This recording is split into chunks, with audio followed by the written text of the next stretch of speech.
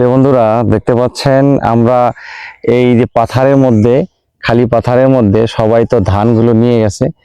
এখন আমরা বাপ বেটা আসছি এই পাথারের মধ্যে ঘোরার জন্য। হ্যাঁ, আমরা দুইজনে কথা বলবো। বাবা, তুমি কোথায় গেছিলা? আব্বু গেছিলাম মাদ্রাসায়। মাদ্রাসায় গেছিলা? মাদ্রাসায় আজকে কি কি শিখাইছে আব্বু? হাদিস। হাদিস শিখাইছে? কয়টা হাদিস শিখাইছে? একটাই। একটা হাদিস একটু বলবা? বলো।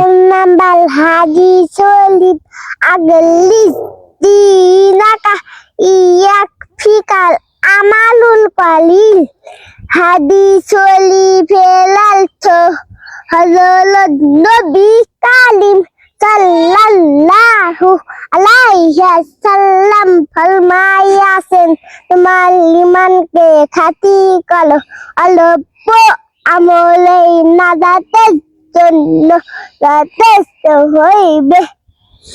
মাশাআল্লাহ মাশাআল্লাহ, এত সুন্দর করে তোমাকে হাদিস শিখাইছে বাবা। আচ্ছা, তোমাকে যে হাদিস শিখাইলো, ওই হুজুর কি তোমাকে আদর করে? তোমাকে মারে না? মারে না, শুধু আদর করে। আচ্ছা প্রিয় বন্ধুরা, হুজুর টাকা দেয়? হুজুরও টাকা দেয় তোমার? প্রিয় বন্ধুরা, দেখতে পাচ্ছেন এইটুকু একটা বাচ্চা এত সুন্দর করে হাদিস পড়লো। আসলে শিক্ষক ছাত্রদেরকে যেভাবে করাবে ঠিক সেভাবেই করবে।